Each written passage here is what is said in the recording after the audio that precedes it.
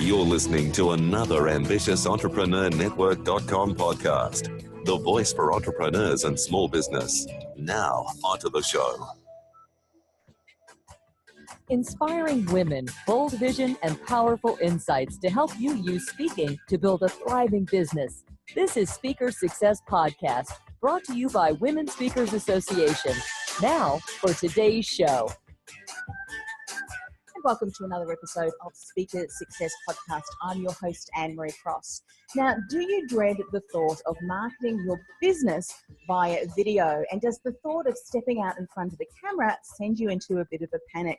Well, if you answered yes, you're certainly not alone. In fact, according to our guest today, women are intensely self-critical and do not like seeing themselves on camera, which holds many of us back from benefiting from video, known to be the most powerful of all marketing tools. Now, joining us on today's show is Sue Ferreira. Now, after 40 years of practicing as an anesthesiologist in the invisible world of the operating room, for her second act, she has transformed her world to showing how you can be visible with video. Now, Sue says that living in this exciting time of rapid but unsettling change, she's realized that many women were having challenges embracing the power of video as a marketing tool. Camera shyness, techy errors hold many of us back from extending our reach, our influence, our impact, and of course, ultimately, our income. Knowing that she can make you camera and tech confident, she created Wisdom to Wealth Mastery, enabling you to take your wisdom to the world with video. Now, on today's show, Sue is going to share with us how we can become more camera confident so that we can enjoy using video to share our stories, our wisdoms, our offers, and of course grow our influence, our impact and income. She's also going to help us understand how simple and user-friendly the tech of video has become and how you can benefit from some of these tools that she uses, as well as today over 80% of all web traffic is video. So using video, it's no longer an option. It really is a must. So welcome to the show, Sue. Thank you very much, Anne-Marie, and I'm just chuffed and honored to be here. I love talking about video. I think sometimes my friends roll their eyes and say, oh God, there she goes again about video. But it is so true, isn't it? I mean, video really allows us to deeper connect with our customers, key influencers in our community, and many women are still shying away from video. In fact, today is the very first time, and we mentioned this before we hit record, that we're videoing Speaker Success Podcast. And one of the things that I've always said, Sue, with an audio podcast, you can never have a bad hair day. But here we are, bad hair day and all. And I think you mentioned before we went live that you had a cough as well, so you weren't too sure whether that was going to, but we just need to go with the flow. We really need to get over that fear, don't we? It's huge. And I'll be honest, it truly breaks my heart. Like you said, I was an anesthesiologist for forever, like 44 years. And I transformed my life. I always got to be doing something. I love doing things to help other people all the time. And I came to realize as I was easing out of medicine, I had friends who were businesswomen, who were entrepreneurs. And I've always been into photography and video, and I knew what was happening. I knew that this explosion in the last 10 years of, when Facebook and YouTube and the iPhone all came out in 3 consecutive years, it changed everything. And it's happened so fast. And as you said, Anne-Marie, so intensely, like over 80% of all the web content is now video. And I saw women shrinking from it. And yet I saw what incredible talents, wisdom, knowledge, skills, gifts they have. And especially as, I'm kind of coming up 71, especially in the older age group who the web's always been, well, that newfangled thing anyway. And so I really moved into trying to help women get over this, this terror or this lack of confidence that they have on video. And I've been pretty successful. I've got a lot of tricks up my sleeve. And I think once you really realize how important it is, and you really have to do it, and I can show you how easy it can be, then it changes everything. I think everything changes at that point. Yeah. It's like anything new in our business, isn't it? The more times we do that, like speaking in front of a group of people. I mean, Women's Speakers Association is the organisation, and of course, for many of us, maybe just starting, it can be a little bit fearful. But the more we do it, the more comfortable we get. What have been some things that have become apparent to you as you've been speaking and working with women? Some of the more common fears, and then how can we break through them? What are some of the tips and tactics that you've used? I mean, we women are so darn hard on ourselves. I think, again, it's like, oh, we put ourselves down, or we've had circumstances through our lives that have told us we're not good enough. We put ourselves down. That really is at the core of it. So you know, there's no doubt if you don't want to be on video, you've got to start looking at a lot of your own mindset stuff and do, your own personal growth stuff, which is great anyway, because we all benefit from personal growth. But there is a point at which, you're going to need to do video. I mean, you're talking about speakers, and it's the same thing with speakers, isn't it? It's getting up there and standing up in front of a group of people. And, it's always said that I think speaking is the worst fear that anybody has. They'd rather not be speaking. They'd rather be dead than speaking. So that is a massive challenge just to speak. But I think when we're speaking publicly to an audience, we get feedback, don't we? We get feedback, we can make eye contact, we can, and it's gone. It's not going to be sitting there forever for us to go back and look at and criticize ourselves again and say, oh God, I did that wrong. So even though many women are very good public speakers, the shift of video can be extremely difficult for them, because now they've lost the audience, which we feed off. And they've just got that little black, cold, beady eye of a lens looking at them, and you lose that feeling. So it's, even if you're a very well-known and a confident speaker, I've had many confident public speakers who are well-known, absolutely balk at doing video. And again, then I think you're seeing yourself, there's a permanent record, and you really do go back and say, oh, I look awful. And we all do it. I mean, I'm a Brit. Listen to my accent. I think I'm a poncy old Brit. I sound kind of toffee nose and frightfully straight out of, I don't know, one of the BBC series. I hate it, but I still do it because I know it's really, really necessary. And so the first thing I would suggest everybody does when they have to speak or do anything is look inside yourself. What are your blocks? What is it that stops you? Is it something in your past? Is it someone who's put you down in the past? And I hate to say it, that's pretty common. That's taken away your self-confidence. And then work on building that. And there's a huge amount you can do in that mindset area, which is necessary for business anyway. But I think once you've gone beyond that, what I do specifically to get a speaker who's used to speaking in public, then being comfortable with this cold eye of video, is visualization. And we know how powerful visualization can be.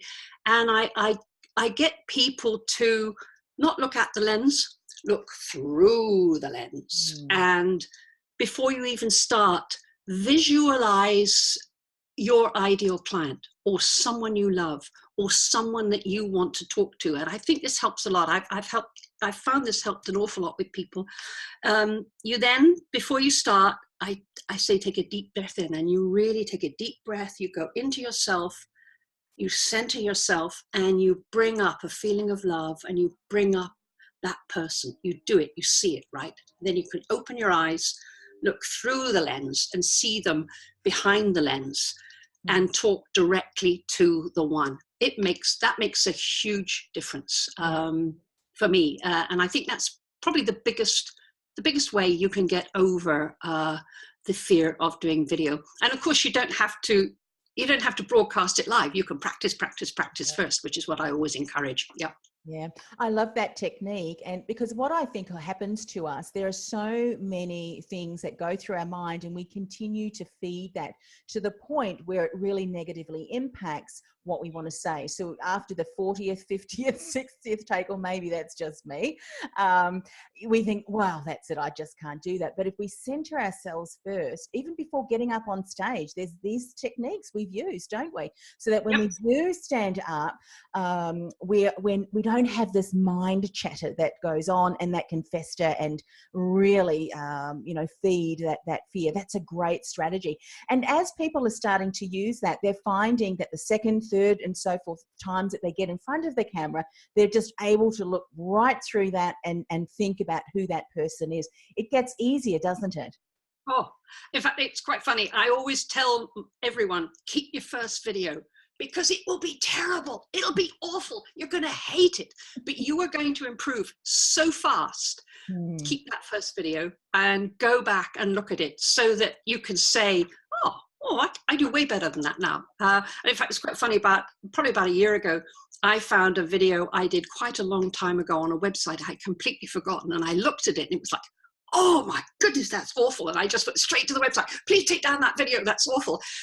And it's like everything else, we had to practice driving a car, we had to practice a bike, and all of those things. It really is practice, practice, practice. And I think with video, you improve incredibly fast. And one of the things I didn't expect when I started helping people move into the world of video is it actually, once you get over that first, it's always that first step, isn't it, Anne-Marie? That first one is always difficult. Once you get over that, video actually gives you confidence. And I didn't expect to see that. And I think it's because you do start verbalizing and you go back and you look at it and you say, well, I could have done that different. It's when you're speaking in public and it goes out into the ether and it's not there anymore, you don't have a way of coming back and looking at it and reassessing.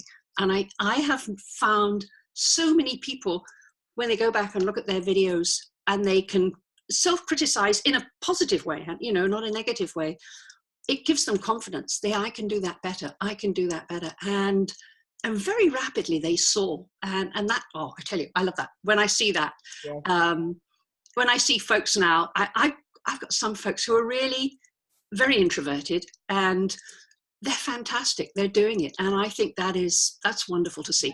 Yeah. And something you said earlier, and I think we, really need to remind ourselves of this. We are so self-critical. I mean, you said so yourself with your accent and who you are. Yeah. I think you're an absolute delight. You can see you're so passionate about your topic. So, when we are doing our video, whilst we want to review it to ensure that we are improving and as you said, critiquing in a positive way, we're doing this for our clients to impact our ideal client with the message that we're sharing. So, and when they do see that and they view that, because that we're making impact, what we see and what they see are often two very different things. Do you find that too? Oh, that is such a truth, Anne-Marie. And, often folks will say, I need to lose 10 pounds. I need to do my hair. And I say, nobody cares about that. All they want is your message. They want to know, can you help them? Can you solve their problem? And I'll often say, you could be starkers on a beach and as long as your message is okay, that it will fly. Again, that's us holding ourselves back with critique when in fact, and that's again, the point of the visualization, to get that across, that to take your empathy to the person who needs your message. And I think once you make that gap and you can you jump that gap and you can get over, I'm worried about me on video, and you think of the person who's receiving the message, it makes all the difference in the world. Yeah, I think you're absolutely right. Absolutely right. So once we've gotten over that fear then about, having that self-awareness around our mindset, I know that for many women who may not be what they classify as tech savvy, it can be frightening to think of all of the gadgets and things like that. So you've got some really simple and user-friendly tech of video. I mean, video really has become quite simple. I mean, we carry a smartphone with us. And I believe today they have got some exceptional quality in video, some of our smartphones, yes? It's all you need. If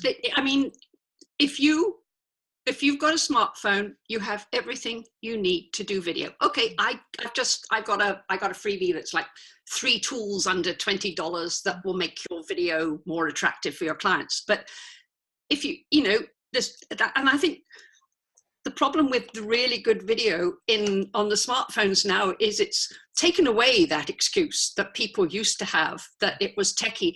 And it's changed so fast, because even when I started really doing this about 3 or 4 years ago, it was still much more of a technical issue than now. Now it's like, if you can't hit a red button, say your message and click the red button at the end, well, then maybe video isn't for you, because that basically is what it's all about.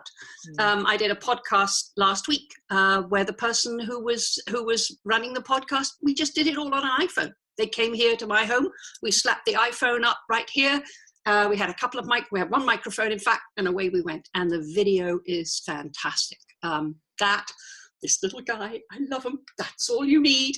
So then that really is all you need. If you're looking to have 3 improvements on a basic smartphone, all you need is I've got a little lavalier mic on here, and I have a recommendation for that. I have one lavalier mic, and the lavalier mic that I recommend works on a computer, it works on an iPhone, and it works through a DSLR camera, and it's less than $20.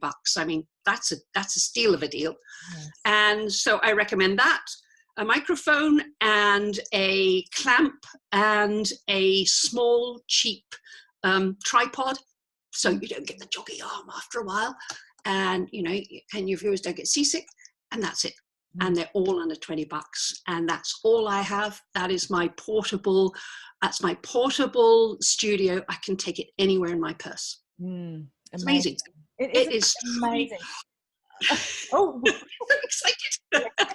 I mean, when you think about the technology that we have, and we're carrying it around in our handbags, in comparison to, not that long ago, where we did need to spend thousands of dollars, and many of us, through carrying very heavy, equipment bags, can feel that in our shoulders now, but we're just carrying that around in our pockets. So what would be some things then for people, again, who are a little bit weary about that technology? It really is just a plug and play, isn't it? If they haven't got a level here, it's just go to the app, click the app button, click the record button, give your message, stop clicking the record button, and that is it. Now, I teach a little bit where you take it from there. Where do you take it? Do you take it to Facebook? What do you do on Facebook? What do you do on YouTube? What do you put on your website? That's what I teach in my courses. But I mean, in terms of actually making the video content, that's it. Push a red button once, push a red button twice, and deliver your message in between. But I do find still many women will say to me, but I don't know what to say. But then I'll say, well, have you got clients? Do you talk to them? So there's no difference. And again, it's that mindset, that mindset jump that you have to make. If you say something to a client one-on-one that's valuable, say it on video. Yes. If you have a message you give when you're speaking to a large audience, turn that into video. And so once I get them to see that there is no difference between your one-on-one every day with a client, or to a group, or to an audience, and you just spread the same message, again, that becomes a lot simpler. And I think also it's almost a sigh of relief. Yeah. I know when we said earlier in the introduction that, having a YouTube channel and other platforms such as Facebook and even LinkedIn now, you can have up to 10 minutes of video. We don't necessarily, if we're just starting out, need to do a very long one. We can keep it very short and concise, 2 minutes, I think. Providing some real value for your ideal clients is really going to enable you to get your message out in a far bigger way, done on video, isn't it? Yep. And in fact, you hit the right number. 2 minutes is 2 minutes is great. And that, I think, again, is where that confidence comes in, because if you only have 2 minutes, most of us will say, well, I can't off the cuff that. Some people can off the cuff that, and that's great. But for me, if I'm trying to, 2 minutes is about 260, 300 words. So if I want to get my message across, I will think about it ahead of time, and I will make notes so that I don't waste any words. And I think it's that not wasting words that gives you clarity. It makes your message much clearer, and then that confidence comes, as we always know, confidence comes with clarity. So, I think that short 2 to 3 minutes, certainly the beginning, is great.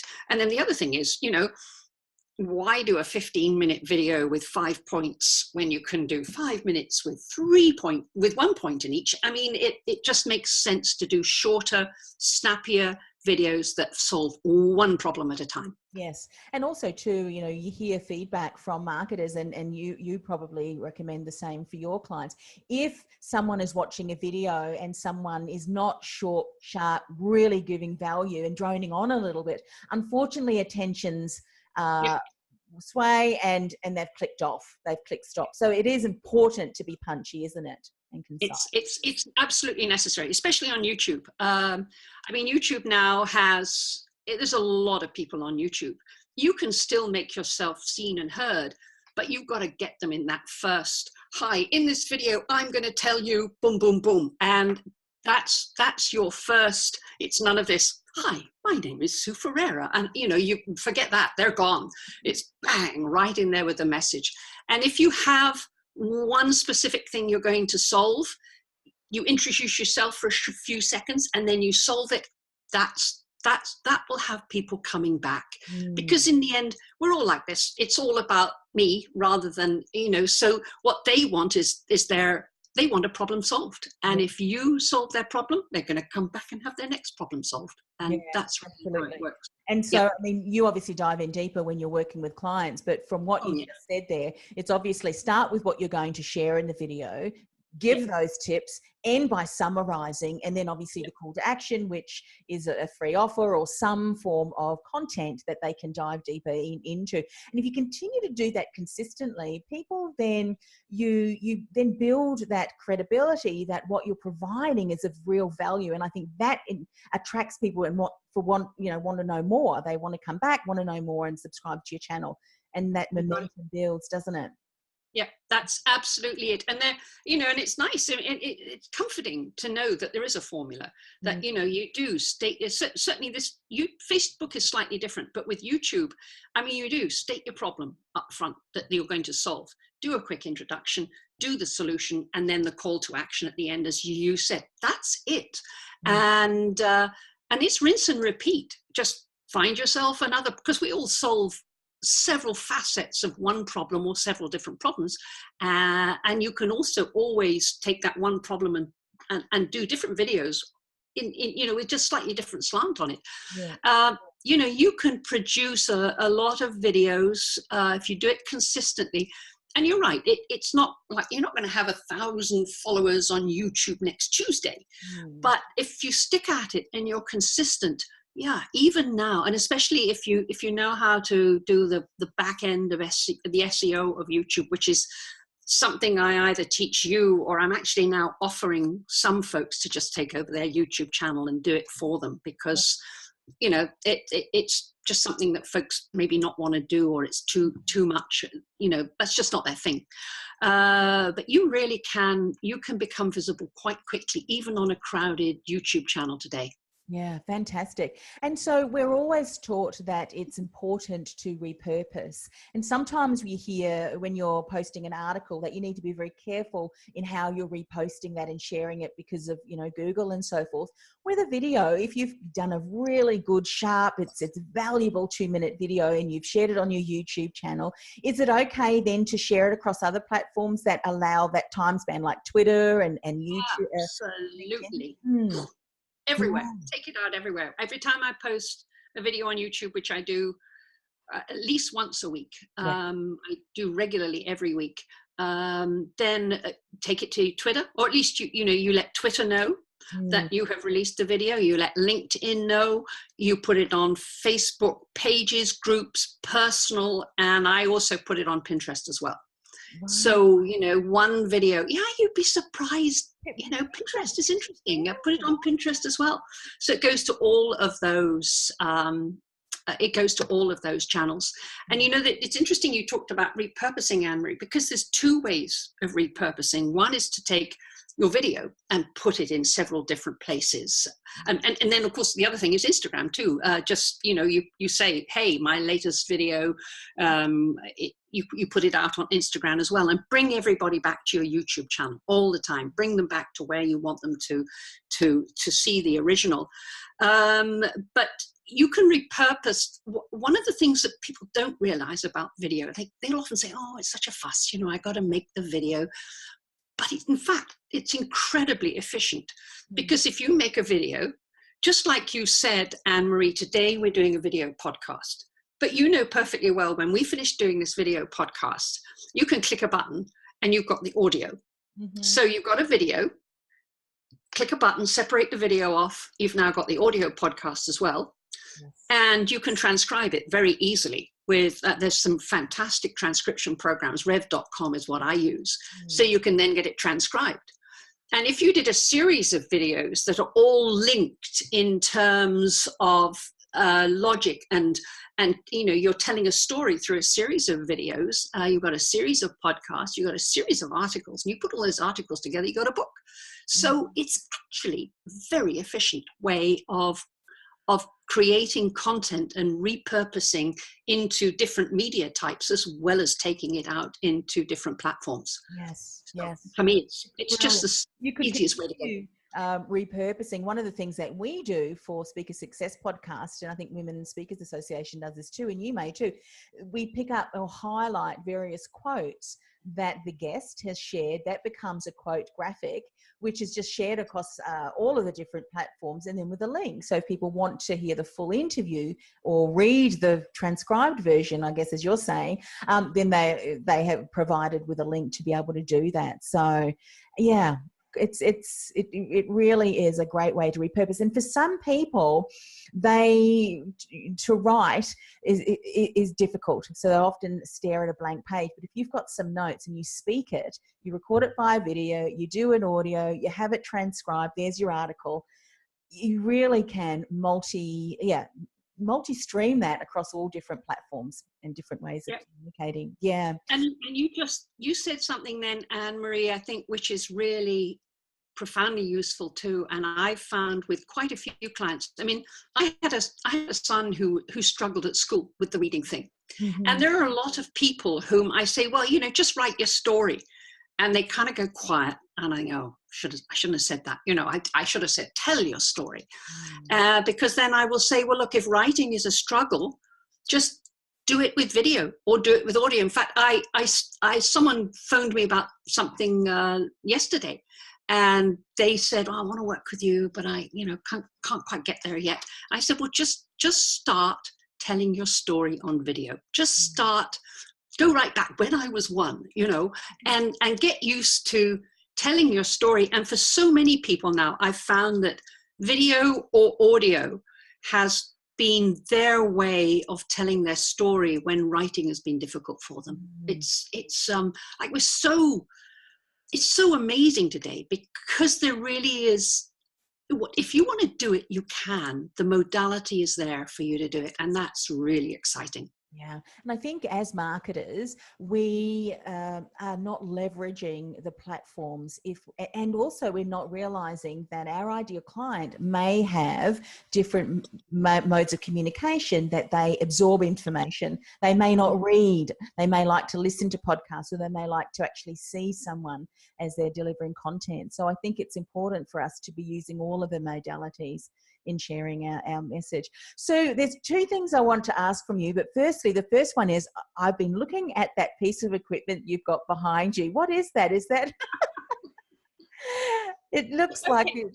That is a teleprompter. And this is, again, it's an example of how everything is getting miniaturized these days.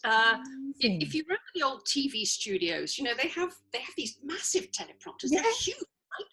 And about 4 years ago, I guess, they came out. This is an iPad teleprompter. It's got my iPad in the bottom, and it's a beam splitter teleprompter, so that I can put my text. Mm-hmm. And that's something I haven't talked about, but that often helps people who are shy about being on video. If I just say, well, give me your text, I put it on there and they read it. again, that really helps because it takes their mind off them, their reading. And teleprompters can be very useful for some folks who are hesitating doing video. But the hilarious thing is, this is now a museum piece, and it's only a few years old.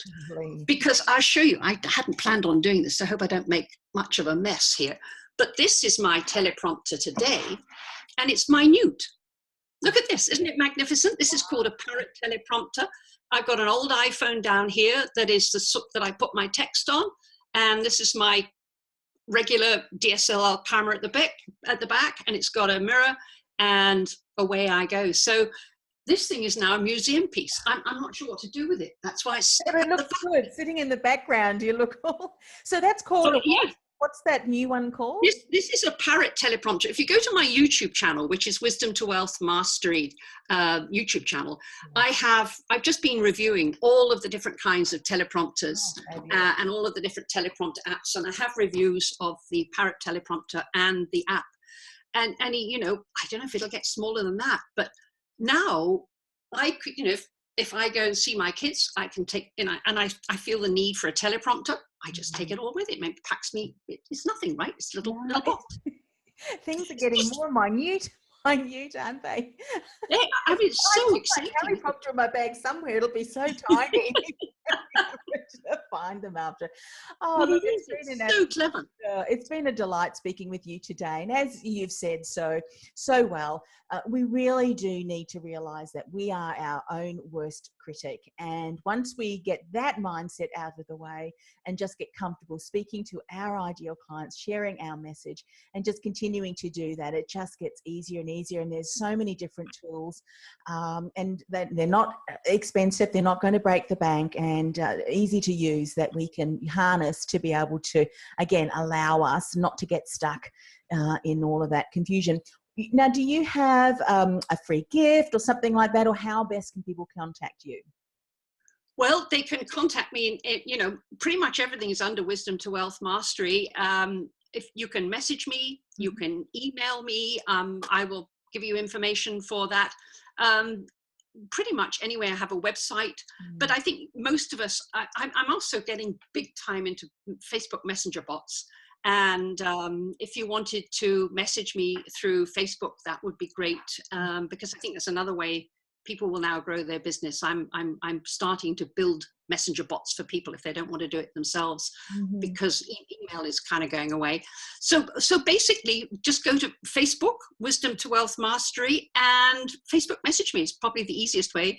I offer a complimentary call. I love talking to folks so they feel that they know what they need, and I, you know, and so they know where they can go, because a lot of folks, one of the other things is not knowing what to do with your video once you've got it. And I'm more than happy. I'd love to have complimentary calls. And if you're a speaker and you're not using video, now's your time. Yeah, absolutely. And we'll put all of the links in the show notes as well. And we'll embed, for those of you who are listening to the audio version of the podcast, as we said earlier, we are recording this via video. So please go to the show notes and you'll be able to watch Sue share her wisdom. So thank you once again for coming on the show, Sue.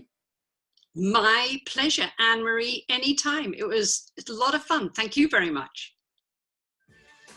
You've been listening to Speaker Success Podcast, brought to you by Women Speakers Association. If you're ready to share your message in a bigger way so you can build a thriving business, get your free Speaker Success Plan at speakersuccessgift.com.